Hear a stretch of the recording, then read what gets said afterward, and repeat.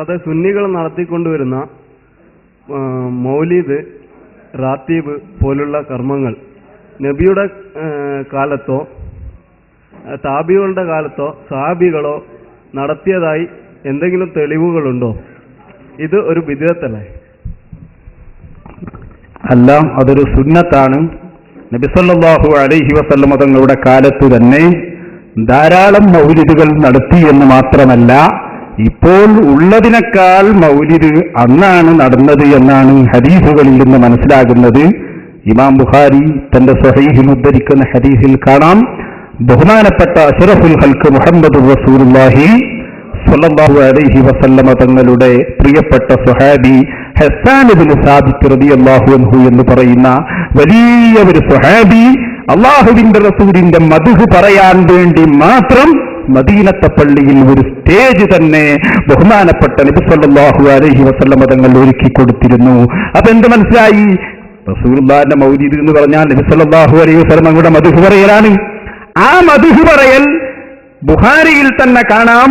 മദീനത്തെ പള്ളിയിൽ നബി സല്ലല്ലാഹു അലൈഹി വസല്ലം തങ്ങളുടെ പള്ളിയിൽ തന്നെ അല്ലാഹുവിന്റെ റസൂലിന്റെ മദ്ഹ് പറയാൻ, നമ്മുടെ ഭാഷയിൽ പറഞ്ഞാൽ മൗലിദ് ഓതാൻ ഒരു സ്റ്റേജ് തന്നെ ഉണ്ടായിരുന്നു.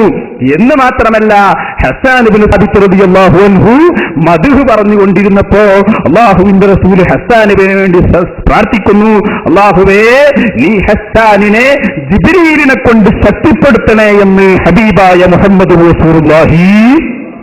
അപ്പൊ അതുകൊണ്ട് തന്നെ ധാരാളം തെളിവുകൾ അതിനുണ്ട്. ഇന്ന് മുജാഹിദുകൾ റസൂലുള്ളാഹിന്റെ മദ്ഹ് പറയാൻ പാടില്ല എന്ന് നിഷേധിക്കുന്നത് കാണുമ്പോ നമുക്ക് തന്നെ അത്ഭുതമാകുന്നു. ഇപ്പൊ നിങ്ങൾക്കൊരു മൗലവിയുടെ പ്രസംഗം സ്ക്രീനിൽ കേൾക്കാം. അതിൽ അദ്ദേഹം പറയുന്നത് നബി സല്ലല്ലാഹു അലൈഹി വസല്ലം തങ്ങളുടെ മദ്ഹ് പറയാൻ ഖുർആൻ ഒരു സ്ഥലത്തും പറഞ്ഞിട്ടില്ല എന്നാണ്. ഇത് മുജാഹിദുകൾ ഉണ്ടാക്കിയതാണ്.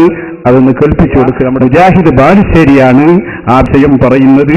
നിങ്ങളൊന്ന് ശ്രദ്ധിക്കുക. മദ്ഹ് പറയാനല്ല അള്ളാഹ് പറയുന്നത്, റസൂലുള്ളാഹിനെ പിന്തുടരാനാ പറയുന്നത് കേട്ടോ. ഖുർആനിൽ ഒരിടത്തും റസൂലുള്ളാഹിന്റെ മദ്ഹ് പറയാൻ പറഞ്ഞിട്ടില്ല, എവിടെയും പറഞ്ഞിട്ടില്ല. ആധികാരികമായി തന്നെ പറയുന്നത്, വളരെ ഗൗരവത്തിലുമാണ് പറയുന്നത്, വളരെ ബോധത്തോടു കൂടിയുമാണ് പറയുന്നത്. റസൂലുള്ളാഹിന്റെ മദ്ഹ് പറഞ്ഞു നിങ്ങളൊന്നും ഖുർആനിൽ ഒരിടത്തിലില്ല. വെറുതെ പറയാം, വെറുതെ.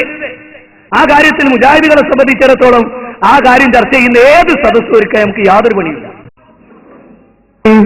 എന്താണ് നമ്മുടെ വിശ്വാസം? നമ്മൾ വിശ്വസിക്കുന്നത് അള്ളാഹുവാണ് രോഗം മാറ്റുന്നത്, ഡോക്ടറല്ല. പക്ഷേ ഡോക്ടറുടെ മരുന്ന് കാരണം അള്ളാഹു മാറ്റുന്നു. ഡോക്ടറെ സമീപിക്കാൻ അള്ളാഹു സമ്മതം തന്നതുകൊണ്ട് ഡോക്ടർ സമീപിക്കുന്നു. മാറ്റുന്നത് അള്ളാഹുവാണ്.